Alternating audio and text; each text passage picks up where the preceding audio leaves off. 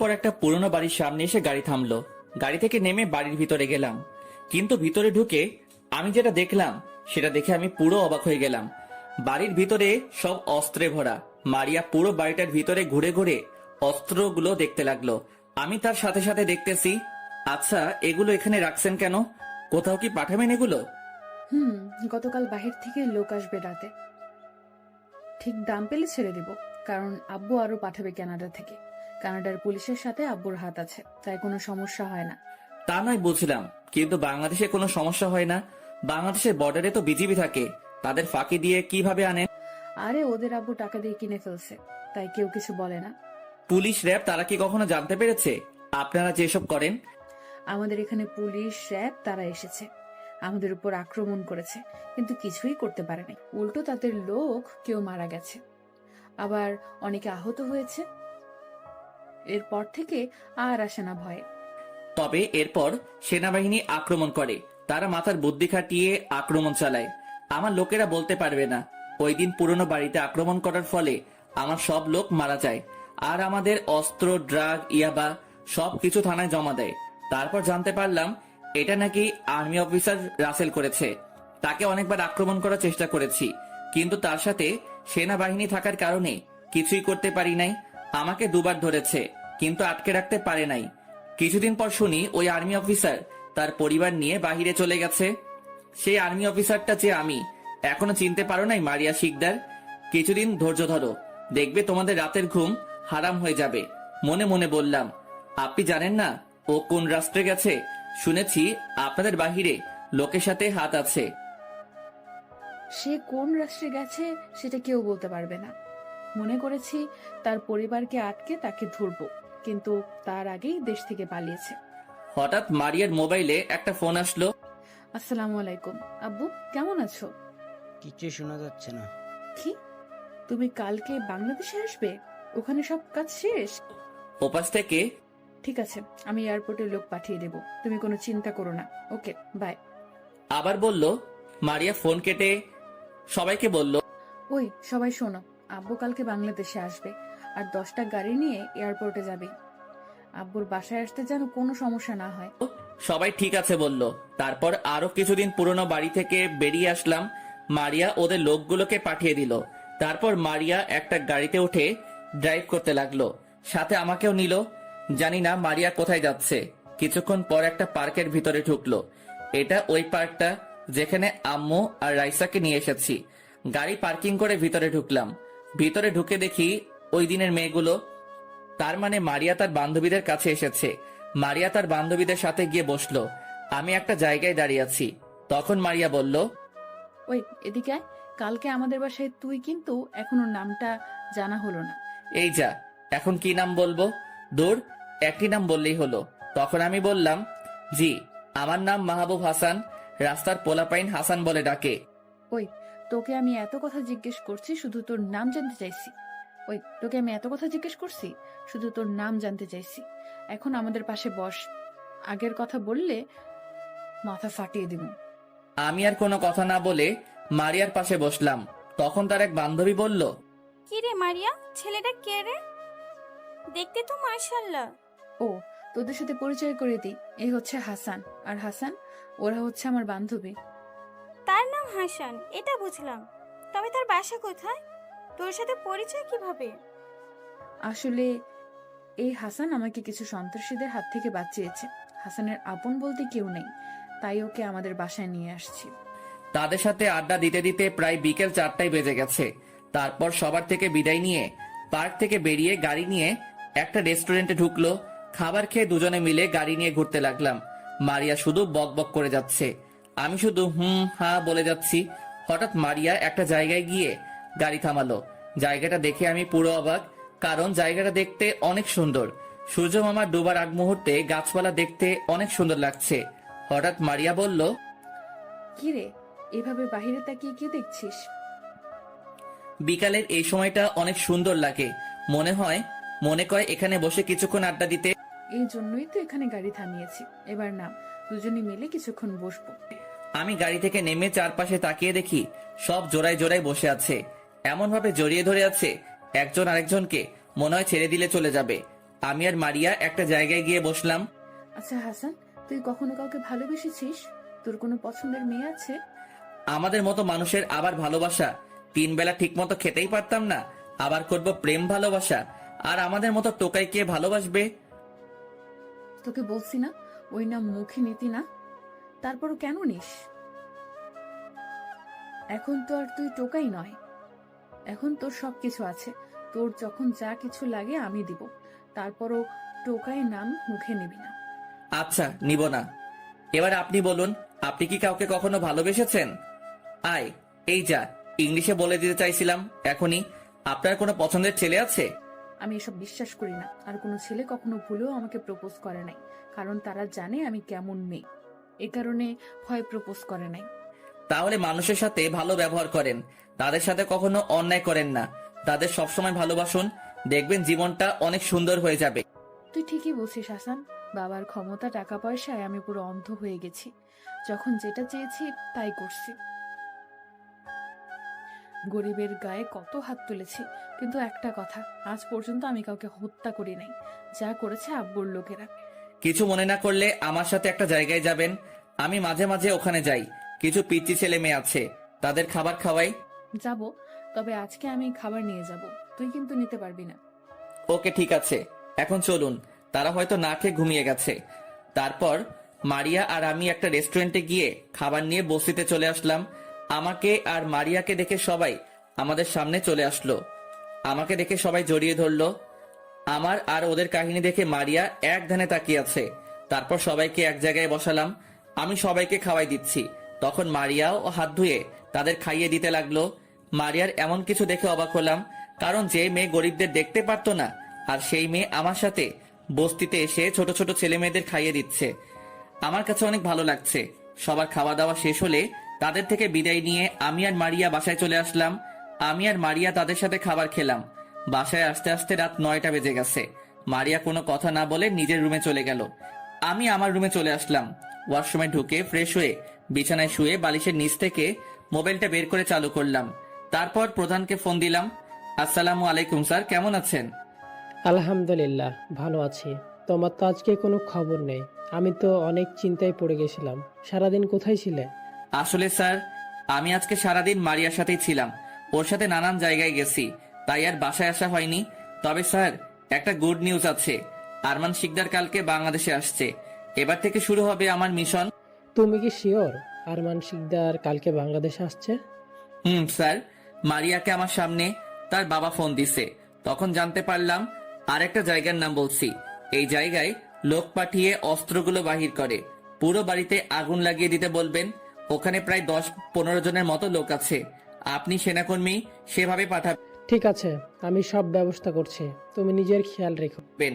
ঠিক আছে স্যার। আর একটা কথা, মারিয়া শিকদার মনে হয় আমার প্রতি দুর্বল, কারণ তার ব্যবহারে বোঝা যাচ্ছে ওকে আমার ভালোবাসার সাগরে ডুবিয়ে সবকিছু করতে হবে। ওকে, ঠিক আছে, যা কিছু করো নিজেকে সেভ রেখে করবে। তোমার কিছু হয়ে গেলে রাইসা আর তোমার আম্মু কি হবে? তাদের কথা কিন্তু মাথায় রাখবে। আজকে তোমার কথা জিজ্ঞেস করেছে, কিন্তু আমি কাজে গেছে বলে চালিয়ে দিছে। তুমি যত দ্রুত সম্ভব কাজটা শেষ করো। Okay sir. আর পুরনো বাড়ির ঠিকানা এইটা, একটু সাবধানে যেতে বলবেন। তারা কিন্তু বাড়ির চারপাশে সিসি ক্যামেরা লাগিয়ে রেখেছে। তাদের প্রথম কাজ হবে কারেন্টের লাইন কেটে দেওয়া, তারপর আক্রমণ করবে। ঠিক আছে, বুদ্ধি দেওয়ার জন্য ধন্যবাদ। আর এখন শুয়ে পড়ো, কালকে কথা হবে। আমি লোক পাঠাচ্ছি। তারপর প্রধান ফোন কেটে দিল। আমি আর কিছু না ভেবে ঘুমিয়ে গেলাম। সকালে হঠাৎ মারিয়া আমাকে ডাকতে লাগলো। কি হয়েছে, ডাকছেন কেন? তুই এখনো ঘুমিয়ে আছিস? আমাদের সাথে এয়ারপোর্ট যাবি না? আব্বু অল্প কিছুক্ষণের মধ্যে বাংলাদেশে পৌঁছে যাবে। আসলে গতকাল কথা বলতে বলতে অনেক রাত হয়ে গেছে। আপনি চলে যান, আমার শরীরটা কেমন খারাপ লাগছে। উনি বাসায় আসলে কথা বলা যাবে। ঠিক আছে, আমি কাজের লোককে বলে যাচ্ছি তোকে ওষুধ এনে দিতে, নাস্তা করে শুয়ে থাকিস। বলে রুম থেকে বেরিয়ে গেল। আসলে আমি নিজে যেতে চাইনি, কারণ রাইসা আর আম্মুর সাথে কথা বলবো। আম্মু আর রাইসার কথা মনে পড়ছে অনেক। বিছানা থেকে উঠে দরজা বন্ধ করে দিলাম। এখন মারিয়া আর আমি ছাড়া কেউ আমার দরজা খুলতে পারবে না। আর রুমের ভিতরে কথা বললে বাহিরে কোনো শব্দ যায় না। মোবাইল বের করে রাইসার মোবাইলে ফোন দিলাম। ফোন দেওয়ার সাথে সাথে ধরলো। হয়তো আমার ফোনের আশায় বসে আছে। কিরে রাইসা, কেমন আছিস? আম্মু কেমন আছে? আম্মু কোথায়? তোকে ছাড়া ভালো লাগে না ভাইয়া। আম্মুও সারাদিন তোর জন্য চিন্তা করে। তুই কেমন আছিস ভাইয়া? আলহামদুলিল্লাহ, আমিও ভালো আছি। আর আমার জন্য চিন্তা করিস না। আল্লাহর রহমতে তোর আর আম্মুর দোয়া সাথে থাকলে কেউ কিছু করতে পারবে না, একমাত্র আল্লাহ ছাড়া। আমি প্রতিদিন নামাজ পড়ে তোর জন্য দোয়া করি। আল্লাহ যেন আমার ভাইয়াকে সব সময় ভালো রাখে। এখন বল আম্মু কোথায়? আম্মুর কাছে মোবাইলটা দে। তারপর রাইসা আম্মুর কাছে মোবাইলটা দিল। আম্মু আমার সাথে কথা বলতে এসে কান্না করে দিল। আমি আম্মুকে বুঝিয়ে শান্ত করলাম। কিছুক্ষণ আম্মুর সাথে কথা বলে ওয়াশরুমে চলে গেলাম। ফ্রেশ হয়ে বিছানায় বসতেই দরজায় টোকা পড়লো। আমি দরজা খুলে দেখি বাসার কাজের লোক আমার জন্য নাস্তা আর সাথে ওষুধ নিয়ে আসছে। তাদের থেকে নাস্তা নিয়ে দরজা বন্ধ করে দিলাম। বিছানায় বসে নাস্তা খেয়ে নিলাম আর ওয়াশরুমে গিয়ে ওষুধগুলো ফেলে দিলাম।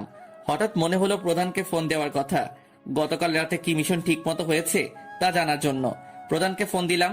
আসসালামু আলাইকুম স্যার, কেমন আছেন? আর গতকাল রাতের মিশন সাকসেসফুল হয়েছে। আলহামদুলিল্লাহ, ভালো আছি। আর গতকাল রাতে তোমার কথা মতো আক্রমণ করা হয়েছে, তবে আমাদের লোক কিছু আহত হয়েছে। তারা হাসপাতালে আছে। তাদের সবগুলো লোক মারা গেছে। পুরো বাড়িতে আগুন লাগিয়ে দেওয়া হয়ে গেছে। ও ঠিক আছে, কিন্তু সকালবেলা মারিয়া তো আমাকে কিছু বলে নাই, নাকি এখনো খবর পাইনি? সেটা হবে। ঠিক আছে, পরে কথা হবে। নিজের খেয়াল রেখো। আল্লাহ হাফেজ। প্রধান ফোন কেটে দেওয়ার পর বিছানায় শুয়ে ভাবতে লাগলাম, মারিয়া কি এখনো খবর পাইনি? খবর পাবে কিভাবে? তাদের লোক তো সবগুলোকে মেরে ফেলেছে। হঠাৎ কে যেন দরজায় টোকা দিল। আমি মোবাইল বন্ধ করে সেফ মতো রেখে দরজা খুলে দিলাম। দরজা খুলে দেখি মারিয়া দাঁড়িয়ে আছে। চোখ দেখে বোঝা যাচ্ছে অনেক রেগে আছে। আপনার আব্বু এসেছে। আর আপনার চোখ এমন লাল হয়ে আছে কেন? গতকাল রাতে আমাদের পুরনো বাড়িতে কারা জানে আক্রমণ করেছে। আমাদের সব লোক মারা গেছে। আবার পুরো বাড়িতে আগুন লাগিয়ে দিছে। ওই বাড়িতে আমাদের প্রায় 1 কোটি টাকার অবৈধ জিনিস ছিল। এর আগে আর্মি অফিসার রাসেল বর্ডারের পাশে পুরনো বাড়িতে আগুন লাগিয়ে দিছে। ওখানে প্রায় 2 কোটি টাকার অবৈধ মালামাল ছিল। এখন আমার মনে হয় আর্মি অফিসার রাসেল মনে হয় বাংলাদেশে আছে। কি বলছেন আপনি? প্রায় 3 কোটি টাকার মালামাল আগুনে পুড়িয়ে দিছে। এই আর্মি অফিসার মনে হয় অনেক চালাক। সে এমন ভাবে কাজ করে আপনারা কেউ বলতে পারেন না। আমারও তাই মনে হয়, কিন্তু ওকে যদি একবার ধরতে পারি আমি নিজের হাতে খুন করব। আমাকে এখনো চিনতে পারে নাই ওই আর্মি অফিসার। আচ্ছা, এসব নিয়ে পরে ভাবা যাবে। এখন বলেন আপনার আব্বু কোথায়? আমাকে ওনার সাথে পরিচয় করিয়ে দিবেন না? এখন করব না, কারণ আব্বুর এখন মাথা গরম আছে। আমি এসেছি তোকে দেখতে। তুই সকালে বলেছিলি তোর শরীর খারাপ, তাই তোকে দেখতে আসলাম। এখন এখন কি তোর অবস্থা? আলহামদুলিল্লাহ, আমি এখন ভালো আছি। কাজের লোক ওষুধ দিয়ে গেছে। ঠিক আছে, এখন শুয়ে থাক। আর একটা কথা, তোর কাছে কি মোবাইল আছে? না, আমার কাছে কোনো মোবাইল নেই। থাকলে তো আপনার কাছে ফোন দিয়ে খোঁজ খবর নিতাম। ঠিক আছে, বিকেলে তোকে নিয়ে মার্কেটে যাব, তখন একটা কিনে দেব। বলে মারিয়া চলে গেল। আপনারা কি ভাবছেন আমি মারিয়ার প্রেমে পড়ে গেছি? তাহলে ভুল ভাবছেন। আমি ওকে আমার প্রেমে ফাঁসিয়ে আমার বোনের শরীর থেকে যতটুকু রক্ত ঝরিয়েছে আমিও তার শরীর থেকে ততটুকু রক্ত ঝরাবো। এখন থেকে দেখবেন আমি রাসেল কি করি।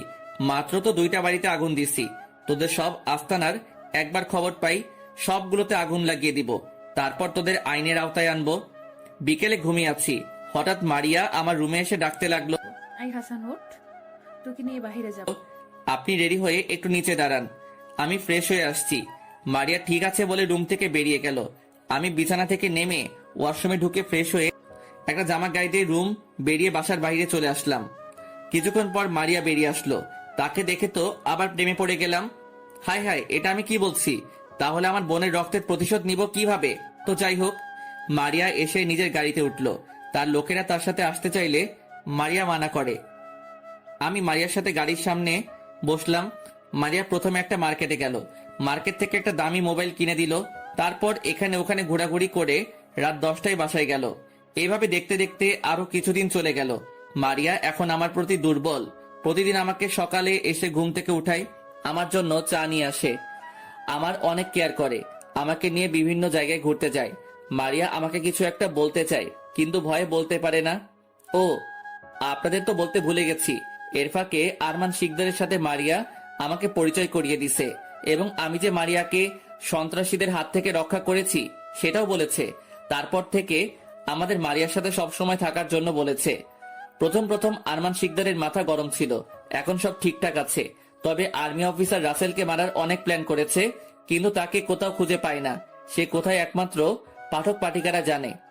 বিকালে একটা পার্কে মারিয়া আর আমি বসে আছি, তখন মারিয়া বলল, হাসান, তোমাকে একটা কথা বলবো প্লিজ। কথাটা শুনে তুমি রাগ করো না। রাগ করার কি আছে, আপনি বলুন। তারপর মারিয়া যেটা বলল সেটা শুনে আমি তো পুরো অবাক হয়ে গেলাম এবং মনে মনে খুশিও হলাম। যারা সত্যিকারের ভালোবাসে তারা মোনাজাতে কাঁদে, কখনো অভিশাপ দেয় না। রাগ কমে যায় ভাগ করে নিলে, অভিমান চলে যায় ভালোবাসা দিলে, কষ্ট বেড়ে যায় বন্ধু ভুলে গেলে, হৃদয় ভেঙে যায় মনের মানুষ আঘাত করলে। তারপর মারিয়া যেটা বলল সেটা শুনে আমি তো পুরো অবাক হয়ে গেলাম এবং মনে মনে খুশিও হলাম। মারিয়া আমার সামনে হাঁটু গেড়ে বসে বলতে লাগলো, যেদিন তুমি আমাকে সন্ত্রাসীদের হাত থেকে বাঁচিয়েছো সেদিন তোমাকে আমার অনেক ভালো লাগে। এই ভালো লাগা থেকে কখন যে তোমাকে ভালোবেসে ফেলেছি আমি নিজেও বলতে পারবো না। আমি অনেক খারাপ ছিলাম, কিন্তু তোমার সাথে থেকে আমি ভালো হতে শুরু করেছি, গরিবদের ভালোবাসতে শুরু করেছি। আমি চাই সারা জীবন তোমার পাশে থাকতে। প্লিজ হাসান, তুমি আমাকে ফিরিয়ে দিও না। আমি তোমাকে এই কয়দিনে অনেক ভালোবেসে ফেলেছি। I love you Hasan. একটা গোলাপ ফুল হাতে নিয়ে বলল, আমি তো মনে মনে অনেক খুশি, পাখি নিজে এসে ধরা দিয়েছে। এখন থেকে দেখবে মারিয়া শিকদার কষ্ট কাকে বলে। এই দিনের জন্য এতদিন অপেক্ষা করছি। এবার আমি বললাম, এটা আপনি কি বলছেন? আপনার মাথা ঠিক আছে? কোথায় আপনি আর কোথায় আমি? রাস্তা থেকে তুলে এনে বাসায় থাকতে দিচ্ছেন, আর আপনার বাবা এটা কখনো মেনে নিবে না। তার চেয়ে বরং আপনি আমাকে ভুলে যান, আমার থেকে আপনি ভালো ছেলে পাবেন। আমার তোমার থেকে ভালো ছেলের দরকার নেই, আমি তোমাকেই চাই। আর বাবার কথা বলছো? বাবা আজ পর্যন্ত আমার কোনো কিছু অপূর্ণ রাখেনি। তুমি প্লিজ আমাকে ভালোবাসো। আমিও আপনাকে ভালোবেসে ফেলেছি, কিন্তু আপনি অনেক বড় লোক। যদি ভালোবাসার কথা বলি তাহলে আপনি আমাকে বাসা থেকে বের করে দিবেন, তাই ভয়ে আপনাকে বলি নাই। আরে পাগল, এখানে ভয় পাবার কি আছে? এখন থেকে আপনি করে বলবে না, তুমি করে বলবে এবং নাম ধরে রাখবে। তখন আমি বললাম, আচ্ছা ঠিক আছে, তাহলে চলো বাসায় চলে যাই। আরো কিছুক্ষণ থাকি। আজকে আমি অনেক খুশি। তোমাকে আমার মনের কথা খুলে বলেছি এবং তোমাকে আপন করে ফেলেছি। এখন আমাকে একটা কিস করো। আমি বললাম, এখন এসব কিছুই হবে না, যা কিছু হবে বিয়ের পর। এখন বাসায় চলো। ঠিক আছে চলো। এতক্ষণ কোথায় ছিলে? বাবা, হাসানের হাতে কোনো ফোন নেই, তাই ওকে একটা ফোন কিনে দিতে মার্কেটে গিয়েছিলাম। ঠিক আছে, এখন ফ্রেশ হয়ে আয়, সবাই মিলে খাবার খাবো। মারিয়া ঠিক আছে বলে তার রুমে চলে গেল। আমি আমার রুমে চলে আসলাম। আরমান শিকদার লোক লাগিয়ে রাখছে ওই আর্মি অফিসারকে খুঁজে বের করার জন্য। আমি ফ্রেশ হয়ে নিচে গেলাম, দেখি মারিয়া আর আরমান শিকদার আমার জন্য খাবার টেবিলে বসে আছে। আমি একটা চেয়ার টেনে বসলাম, সবাই খাবার খেতে লাগলাম। তখন মারিয়া তার বাবাকে বলল, বাবা, আমি জানি তুমি আজ পর্যন্ত আমাকে কোনো কিছুর অভাব দাওনি। যখন যা চেয়েছি তাই পেয়েছি। আজ তোমার কাছে আরেকটা জিনিস চাইবো, তুমি কিন্তু মানা করতে পারবে না। আমি কখনো তোকে অভাব কি জিনিস তা বুঝতে দেইনি, তা যা চেয়েছিস তাই এনে দিছি। এবার বল তুই কি চাস, আমি তোকে এনে দিব। বাবা, আমি হাসানকে ভালোবাসি, আমি ওকে বিয়ে করতে চাই। তুমি কিন্তু দিবে বলছো? আমি মারিয়ার কথা শুনে অবাক হয়ে গেলাম। মেয়েটা এত তাড়াতাড়ি তার বাবার কাছে বলে দিবে, আমি তো ভাবতেই পারিনি। আরমান শিকদার বলল, এটা তুই কি বলছিস? তুই ওকে নিয়ে সুখে থাকতে পারবি? ওর তো মা বাবা কেউ নেই, একটা এতিম ছেলেকে তুই ভালোবাসলি? এটা আমি কখনো মেনে নিতে পারবো না। বাবা, তুমি কিন্তু বলছো দিবে, আর ওর কেউ নেই তো কি হয়েছে? তুমি তো আছো। আর আমি জানি হাসান অনেক ভালো ছেলে, ও আমাকে কখনো কষ্ট পেতে দিবে না। প্লিজ বাবা, তুমি রাজি হয়ে যাও, আমি আর তোমার কাছে কিচ্ছু চাই না। তুই কি করে ভাবলি আমি তোকে কষ্ট দিব না? তোদের ধ্বংস করার জন্য এসেছি, মনে মনে বললাম। তখন আরমান শিকদার বলল, ঠিক আছে, তুই যখন বলছিস আমি রাজি। তবে এখন তোদের বিয়ে হবে না, কারণ 1 মাস পরে আমাদের একটা ডিল আছে। ওটা যদি পাই তাহলে আমাদের সাথে যা ক্ষতিপূরণ হয়েছে তা পুষিয়ে আসবে। ঠিক আছে আব্বু, আমরা না হয় ডিলটা পাওয়া পর্যন্ত অপেক্ষা করব। তুমি কি বলো হাসান? আমি বললাম, আমি আর কি বলবো, তোমরা যা বলবে তাই হবে। তারপর খাওয়া দাওয়া করে রুমে চলে আসলাম। রুমে এসে ভাবতে লাগলাম, বিয়ে আমি তোকে কখনো করব না, তার আগে তোদের অবৈধ ব্যবসা ধ্বংস করব। হঠাৎ মারিয়া রুমে আসলো। রুমে এসে দরজা বন্ধ করে দিয়ে আমার পাশে বিছানায় শুয়ে পড়লো। তখন আমি বললাম, তুমি আমার রুমে কেন? কেউ দেখলে কি ভাববে? কেউ দেখবে না, সবাই ঘুমিয়ে গেছে। আমি তোমার সাথে ঘুমাবো, আমার একা রুমে ভালো লাগছে না। আমি বললাম, এখন আমাদের বিয়ে হয়নি, আর আমি বিয়ের আগে তোমার সাথে কিছু করতে চাই না।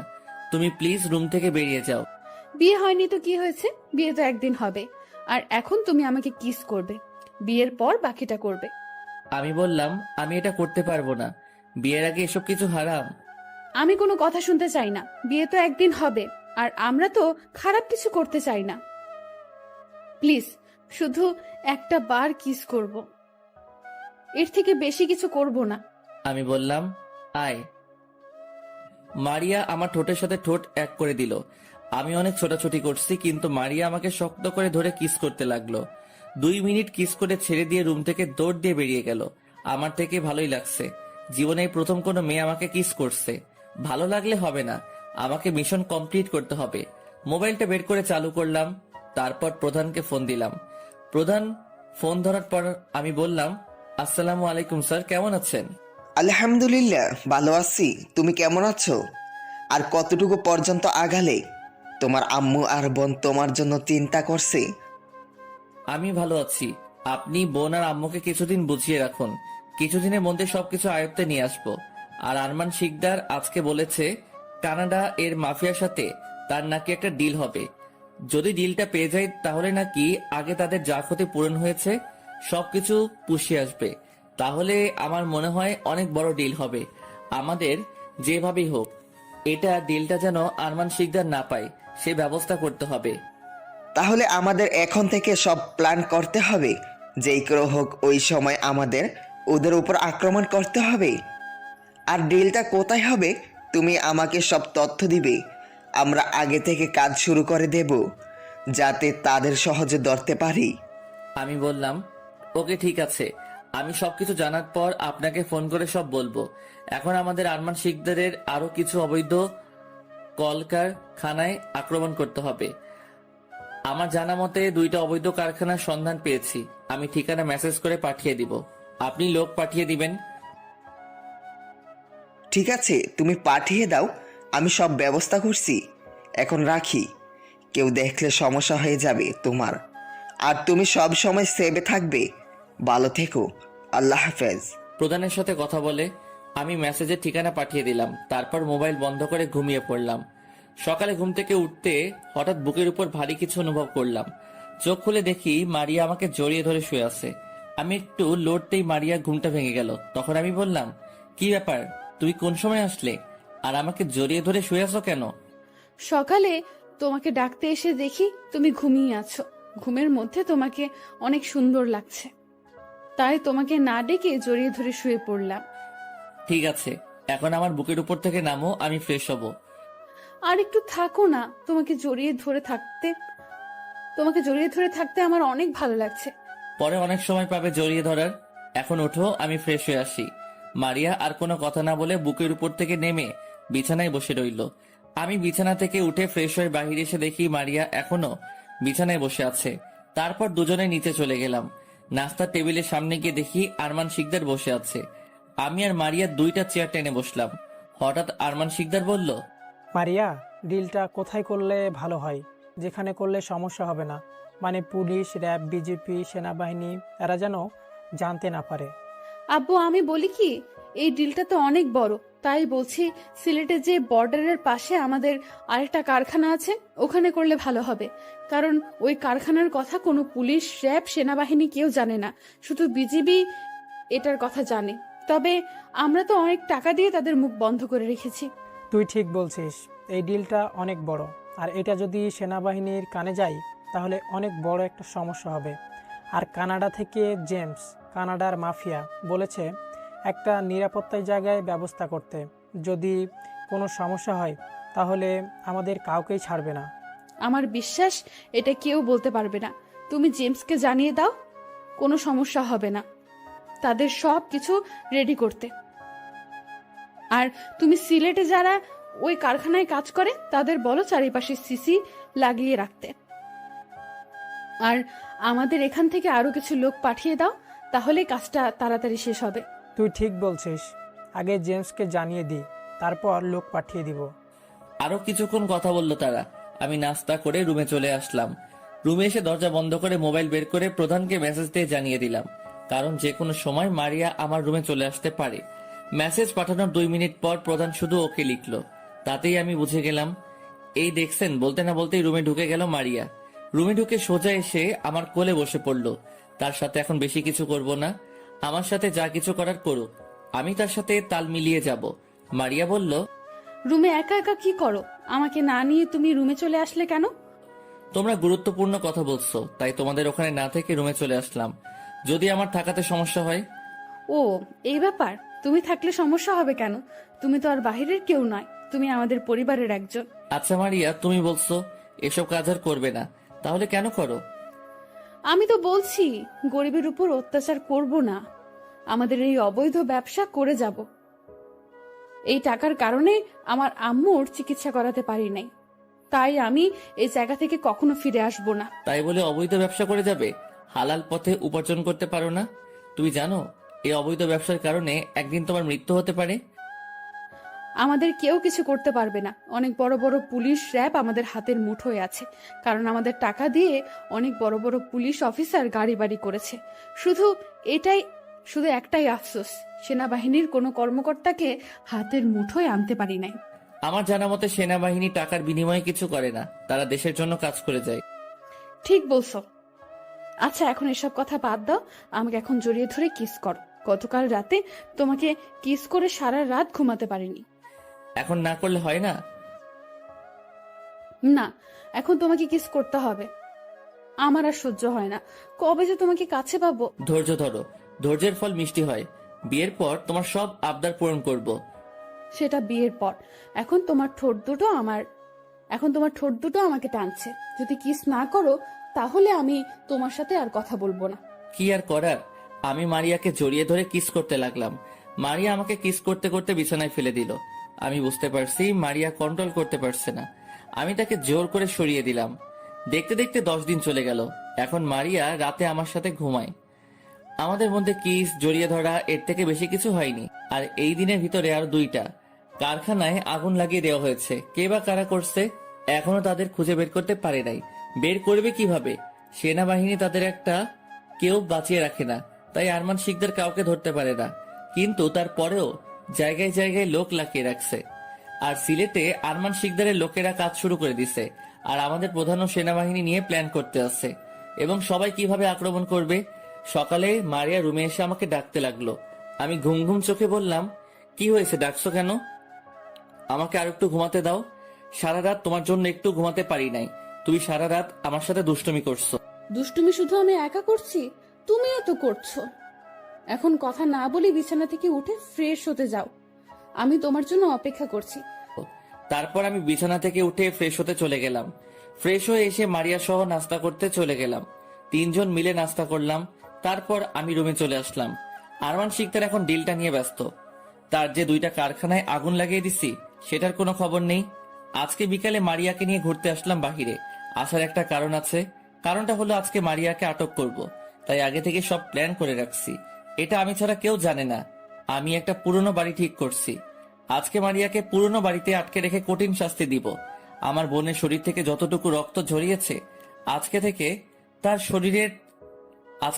শরীর থেকে রক্ত ঝরাবো। মারিয়াকে নিয়ে সোজা পুরনো বাড়ির সামনে চলে আসলাম মারিয়াকে সারপ্রাইজ দিব বলে। চোখ বেঁধে আনছি। গাড়ির থেকে নেমে মারিয়াকে নিয়ে একটা রুমে ঢুকে গেলাম। রুমে ঢুকে একটা চেয়ারে বসিয়ে হাত পা বেঁধে দিলাম। তারপর চোখের বাঁধন খুলে দিলাম। মারিয়ার চোখ খোলার পর রুমের চারপাশে তাকিয়ে আমাকে বলল, হাসান, তুমি আমাকে কোথায় নিয়ে আসলে? দেখে তো বোঝা যাচ্ছে এটা একটা পুরনো বাড়ি। কি মারিয়া শিকদার, আমাকে চিনতে পারো নাই? আর চিনবেই বা কেমন করে? আমি তো চেহারা পাল্টে ফেলেছি। মানে কি বলছো তুমি হাসান? তোমার মাথা ঠিক আছে? আর আমাকে বেঁধে রাখছো কেন? তুমি না বলেছিলে আমাকে সারপ্রাইজ দিবে? তাহলে তোমার সারপ্রাইজ কোথায়? সারপ্রাইজ? ঠিকই ধরেছিস। তোকে আজকে এমন সারপ্রাইজ দিব তা তুই কল্পনাও করতে পারবি না। এই দেখ তোর সারপ্রাইজ। বলে মোবাইল থেকে ভিডিওটা বের করে মারিয়ার হাতে দিলাম। মারিয়া ভিডিওটা দেখে অবাক হয়ে গেল। তখন আমি বললাম, জি মারিয়া শিকদার, এখন আমাকে চিনতে পেরেছো? হয়তো অবাক হচ্ছ, তাই না? এটা আমার একটা প্ল্যান ছিল। তার মানে তুমি আর্মি অফিসার রাসেল? তার মানে তুই আমাদের সাথে থেকে সবকিছু করেছিস? আমাদের এতগুলো কারখানায় আগুন লাগিয়ে দিলি? ঠিকই ধরেছিস। এখন বাকি একটা কাজ আছে, সেটা হলো কিছুদিন পরে কানাডার জেমসের সাথে যে ডিলটা করতে এত কিছু করেছিস, সেটা আমি কখনো হতে দিব না। তোর বাপকে এবং ওই মাফিয়া জেমসকে মারবো। তোদের মতো মানুষ দেশটা ধ্বংস করে দিয়েছে। তোদের এমন কাজ আর হতে দিব না। তুই এখনো আমার বাবাকে চিনতে পারিস নাই। যদি শুনে তুই আমাকে এখানে আটকে রেখেছিস, তাহলে তোদের কাউকে ছাড়বে না। আমি ছাড়া আর কেউ জানে না তোকে কোথায় নিয়ে এসেছি। এখন আমি তোর এমন অবস্থা করব যেটা তুই কল্পনা করতে পারবি না। তোর লোকেরা আমার বোনের শরীর থেকে রক্ত বের করেছে। আমার বোন মরা থেকে বেঁচে আসছে। এখন তোর শরীর থেকে ততটুকু রক্তই বের করব। আমি আমার বক্সটা বের করে একটা ছুরি বের করলাম, তারপর মারিয়ার হাতে একটা টান দিলাম। চিরচির করে রক্ত বের হওয়া শুরু করলো। দুই হাতে ছুরি দিয়ে কেটে দিলাম এবং পায়ের তালুতে কেটে দিলাম। মারিয়া অনেক কান্না করছে, কিন্তু তার কান্নায় আমার কিছু আসে যায় না। মারিয়া অনেক আকুতি মিনতি করছে তাকে মাফ করে দেওয়ার জন্য, কিন্তু আমি তার কোনো কথাই শুনছি না। হঠাৎ মারিয়া জ্ঞান হারিয়ে ফেলছে। মৃত্যু শব্দটা কারো কাছে খুব ভয়ঙ্কর, আবার কারো কাছে মুক্তির উপায়। সময়ের পরিবর্তনে রাগ অভিমান কমে যায়, কিন্তু কারো দেয়া আঘাতের দাগগুলো থেকে যায়। হঠাৎ মারিয়া জ্ঞান হারিয়ে ফেলছে। আমি রুম থেকে বেরিয়ে দরজায় তালা মেরে গাড়ি নিয়ে একটা হাসপাতালে চলে গেলাম। হাসপাতাল থেকে একজন ডাক্তার সাথে করে নিয়ে আবার পুরনো বাড়িতে চলে আসলাম। ডাক্তার মারিয়ার কাটা জায়গায় ব্যান্ডেজ করে দিল আর কিছু ওষুধ লিখে দিয়ে গেল। আর এই ডাক্তার আমাকে চিনে, কারণ আমি যখন মুখে সার্জারি করি তখন এই ডাক্তার আমার কেবিনে ছিল। ডাক্তারকে বলেছি কাউকে যেন কিছু না বলে, বলে তাকে দুনিয়ায় বাঁচিয়ে রাখবো না। ডাক্তার বলল সে কাউকে কিছু বলবে না। ডাক্তারকে হাসপাতালে দিয়ে আবার পুরনো বাড়িতে চলে আসলাম। আসার সময় রেস্টুরেন্ট থেকে খাবার নিয়ে আসলাম। রুমের ভিতরে ঢুকে দেখি মারিয়ার জ্ঞান ফিরেছে। আমাকে দেখে মারিয়া বলল, কি রে, আমাকে বাঁচিয়ে রাখছিস কেন? আমাকে বাঁচিয়ে রাখলে তোর বিপদ, কারণ আমার বাবার কানে যদি যায় তুই আমাকে কিডন্যাপ করেছিস, তাহলে আব্বু তোকে ছাড়বে না। মারিয়ার কথা শুনে আমি তাকে বললাম, আরে আমাকে মারার কথা পরে ভাবিস, আগে তুই এবং তোর বাপ বাঁচবি কিনা সেটা চিন্তা কর। মারিয়া আমার কথা শুনে হাসতে হাসতে বলল, তুই হয়তো আমার বাবাকে চিনিস না, পুরো বাংলাদেশে আগুন লাগিয়ে দিবে। এখনো সময় আছে, তুই আমাকে ছেড়ে দে। এবার আমি মারিয়াকে বললাম, সেটা সময় বলে দিবে। শুধু কানাডার মাফিয়া জেমসকে বাংলাদেশে আসতে দাও। জেমসের সাথে তোর বাবাকেও ওপরে পাঠিয়ে দিব। এখন কথা না বলে খাবার খেয়ে ওষুধগুলো খেয়ে নেই। মারিয়ার দিকে খাবারগুলো এগিয়ে দিয়ে মারিয়া খাবার হাতে নিয়ে ফেলে দিল। মাথা তো পুরো গরম হয়ে গেছে, তাই দুইটা ঠাস করে থাপ্পড় মেরে দিলাম। মারিয়া গালে হাত দিয়ে কান্না করে দিল। তখন আমি আবার বললাম, ভেবেছি তোকে বাঁচিয়ে রেখে তোর সামনে তোর বাবাকে মারবো, কিন্তু এখন আর তা করবো না। এখন তোকে না খাইয়ে মারবো। এই কথা বলে রুম থেকে বেরিয়ে আসলাম। রুমের বাহির থেকে তালা মেরে দিলাম। আসলে মারিয়ার জন্য কেমন যেন খারাপ লাগছে, তাই ডাক্তার এনে তাকে চিকিৎসা করালাম, কিন্তু এখনো দেখি তার দেমাগ যায়নি। আমি খাবার খেয়ে অন্য রুমে এসে বিছানায় শুয়ে ভাবতে লাগলাম, এখন কি করা যায়। মারিয়ার মোবাইল বন্ধ করে রেখেছি। আমার মোবাইলে আরমান শিকদার খালি ফোন দিচ্ছে, কিন্তু আমি রিসিভ করছি না। আরমান শিকদার পুরো পাগলের মতো হয়ে গেছে। রাতে প্রধানের সাথে কিছুক্ষণ কথা বলে ঘুমিয়ে গেলাম। সকালে ঘুম থেকে উঠে ফ্রেশ হয়ে মারিয়ার রুমে গেলাম। খাবারের প্যাকেটের দিকে তাকিয়ে দেখি খাবার নেই। আসলে গতকাল রাতে খাবার বেশি নিচে পড়ে নাই। ওষুধের দিকে তাকিয়ে দেখি ওষুধও খেয়েছে। হয়তো ব্যথা সহ্য করতে পারে নাই। বড় লোকের আদরি মেয়ে তো, কখনো কেউ গায়ে হাত তুলে নাই, তাই ব্যথা সহ্য করতে পারে না। মারিয়ার দিকে তাকিয়ে দেখি ছোট বাচ্চাদের মতো ঘুমাচ্ছে। ইচ্ছে করছে তার কপালে একটা চুমু দিতে। হাই হাই, এটা আমি কি ভাবছি? আমি কি আবার তার প্রেমে পড়ে গেছি? ঠিকই ধরেছেন। আসলে তাকে মারার পর রাতে ঘুমাতে পারি নাই। চেহারা একদম খারাপ হয়ে গেছে মারিয়ার। তো যাই হোক, আমি মারিয়াকে ডাকতে লাগলাম, এই মিস মারিয়া, এবার উঠেন। এখানে আপনাকে ঘুমাতে আনা হয়নি, তাড়াতাড়ি ফ্রেশ হয়ে নেন, আমি বাইরে যাচ্ছি। মারিয়া কোনো কথা না বলে বিছানায় থেকে উঠে ওয়াশরুমে চলে গেল। আমি রুম থেকে বেরিয়ে বাসার বাইরে চলে আসলাম। গাড়ি নিয়ে রেস্টুরেন্ট থেকে নাস্তা নিয়ে আবার বাসায় চলে আসলাম। ও আপনাদের তো বলতে ভুলে গেছি, মারিয়াকে যে রুমে আটকে রেখেছি সেই রুমে সিসি ক্যামেরা লাগিয়ে রেখেছি, তাও আবার লুকিয়ে রেখেছি যাতে মারিয়া দেখতে না পায়। তালা খুলে বাসার ভিতরে ঢুকে মারিয়ার রুমে গেলাম। মারিয়ার রুমে গিয়ে দেখি বিছানায় বসে আছে মাথা নিচু করে, আমি নাস্তা তার সামনে দিয়ে বললাম, নাস্তা করে ওষুধ খেয়ে নেই বলে রুম থেকে বেরিয়ে আসলাম। মারিয়া কেমন করে যেন আমার দিকে তাকিয়েছিল। দেখতে দেখতে 10 দিন চলে গেছে। মারিয়াকে আর একটা টোকা দিলাম না। সারাদিন মনমরা হয়ে থাকে, আর আমি বাহিরে গেলে সবসময় ছদ্মবেশে বের হতাম। আরমান শিকদার পুরো বাংলাদেশের 64 জেলায় লোক লাগিয়ে রেখেছে তার মেয়েকে খুঁজে বের করার জন্য। এই 10 দিন আমি মারিয়ার প্রতি দুর্বল হয়ে গেছি। তাকে আবার ভালোবেসে ফেলেছি। মারিয়াকে যেভাবে বলি সেইভাবে চলে। এর ফাঁকে প্রধানের সাথে কথা হয়েছে। তাকে আমি বলি নাই যে আমি মারিয়াকে কিডন্যাপ করছি। যদি প্রধান জানতে পারে আমি মারিয়াকে কিডন্যাপ করছি, তাহলে প্রধান বলবে তাদের হাতে মারিয়াকে দিয়ে দিতে। আজকে আমি হাসপাতালে এসে গায়ের কিছু জায়গায় ব্যান্ডেজ করে আরমান শিকদারের বাসায় গেলাম, কারণ আরমান শিকদার যেন বুঝতে পারে সন্ত্রাসীরা আমাকে অনেক মেরেছে। আমাকে দেখে আরমান শিকদারের লোকেরা ঘেরাও করে ফেলছে। আরমান শিকদার ভিতর থেকে আমার সামনে এসে বলল, কি রে, তোর এই অবস্থা কেন? আর আমার মেয়ে কোথায়? আমরা একটা পার্কে ঘুরতে গিয়েছিলাম। হঠাৎ কিছু লোক আমাদের সামনে এসে আমাকে আর আপনার মেয়েকে ধরে নিয়ে যায়। আমাদের একটা পুরনো বাড়ি নিয়ে যায়, আর আমাকে অনেক মেরেছে। গতকাল আমাকে রাস্তায় ফেলে চলে যায়। কিছু লোক আমাকে হাসপাতালে নিয়ে যায়। এরপর আজকে হাসপাতাল থেকে সোজা আপনার বাসায় আসি। আমার কথা শুনে আরমান শিকদারের মাথা খারাপ হয়ে যায়। তখন আমাকে বলল, তুই কি জায়গাটা চিনতে পারছিস? কোথায় তোদের নিয়ে গেছে? তুই শুধু একবার জায়গাটার নাম বল। ওই সন্ত্রাসীরা আমাদের চোখ বেঁধে নিয়ে গেছে, তাই জায়গাটা চিনতে পারি নাই। আবার রাতে রাস্তায় ফেলে গেছে আমাকে। না, না জানি আমার মেয়েটার কি অবস্থা করেছে ওই সন্ত্রাসীরা। আমি তাদের কাউকে ছাড়বো না, কাউকেই ছাড়বো না। তুই শুধু বল, আমার মেয়ের কিছু করেছে ওরা? সেটা আমি বলতে পারবো না, কারণ আমাকে তারা অন্ধকার একটা রুমে নিয়ে গেছে। মারিয়াকে আমি দেখতে পাইনি। ঠিক আছে, তুই রুমে যা, আমি দেখতে আসি। আমার মেয়েকে কোথাও আটকে রাখতে পারবে না, কোথাও আটকে রাখতে পারবে না। আমি ওই সন্ত্রাসীদের খুঁজে বের করব। আমি কোনো কথা না বলে আমার রুমে চলে আসলাম। রুমে এসে মোবাইলটা বের করে রাফিকে ফোন দিলাম। আসলে আমি এখন আরমান শিকদারের সাথে থাকবো, তাই রাফিকে পুরনো বাড়িতে রেখে আসছি মারিয়াকে দেখে রাখার জন্য। রাফি কল রিসিভ করার পর আমি বললাম, কি রে, কি করিস? মারিয়া কি খাবার খেয়েছে? তোর সাথে কোনো খারাপ ব্যবহার করে? আর এখন কি তোর সাথে কোনো খারাপ ব্যবহার করেনি তো? আর এখন কি করে মারিয়া? আমি অন্য রুমে বসে আছি। মারিয়া, খেয়ে ওষুধ খেয়েছো? আর আমার সাথে কোনো খারাপ ব্যবহার করে না। ঠিক আছে, ওর যখন যা দরকার হয় তুই তাকে এনে দিস, আর সবসময় ওর খেয়াল রাখিস। বাহিরে গেলে তালা মেরে যাস। ওটা নিয়ে তোকে ভাবতে হবে না, আমি সব সময় ওর খেয়াল রাখবো। আরো কিছুক্ষণ কথা বলে বিছানায় শুয়ে পড়লাম। হঠাৎ আরমান শিকদার আমার রুমে আসলো। আমি বিছানা থেকে উঠে বসলাম। তখন আরমান শিকদার বলল, তুমি বাসায় থাকো, আমরা সবাই সিলেট যাচ্ছি। জেমস বলেছে আজ রাতে বাংলাদেশ আসবে। এয়ারপোর্ট থেকে আমার লোক তাকে সিলেটে নিয়ে যাবে। তোমার যখন যা কিছু লাগে কাজের লোককে বলবে, তারা তোমাকে সব কিছু এনে দেবে। ঠিক আছে, কিন্তু মারিয়ার ব্যাপারে কিছু ভাবলেন না? ওকে সন্ত্রাসীদের হাত থেকে বাঁচাবেন না? তখন আরমান শিকদার বলল, আগে ডিলটা হাতে পেয়ে নি, তারপর মারিয়াকে খুঁজবো। কারণ এই ডিলটা হাতছাড়া হলে রাস্তায় নামতে হবে আমাদের। তার মানে আপনার কাছে মেন চাইতে ডিলটা বড়। ওকে যদি সন্ত্রাসী মেরে ফেলে তাহলে আপনার একটু কষ্ট হবে না? তখন আরমান শিকদার বলল, ওকে মেরে ফেললে আমার একটুও কষ্ট হবে না, কারণ মারিয়া আমার মেয়ে না। আমার এই টাকার জন্য আমার বউকে নিজের হাতে খুন করেছি। আর মারিয়ার বাবা মাকে তো আমি জানি না। মারিয়াকে রাস্তায় পেয়েছি, এরপর বাসায় এনে ওকে লালন পালন করি আমি। আর ওকে আমার নিজের মতো করে লালন পালন করেছি, তাই তো সে এত অহংকারী হয়েছে। আমি আরমান শিকদারের কথা শুনে পুরো অবাক হয়ে গেলাম।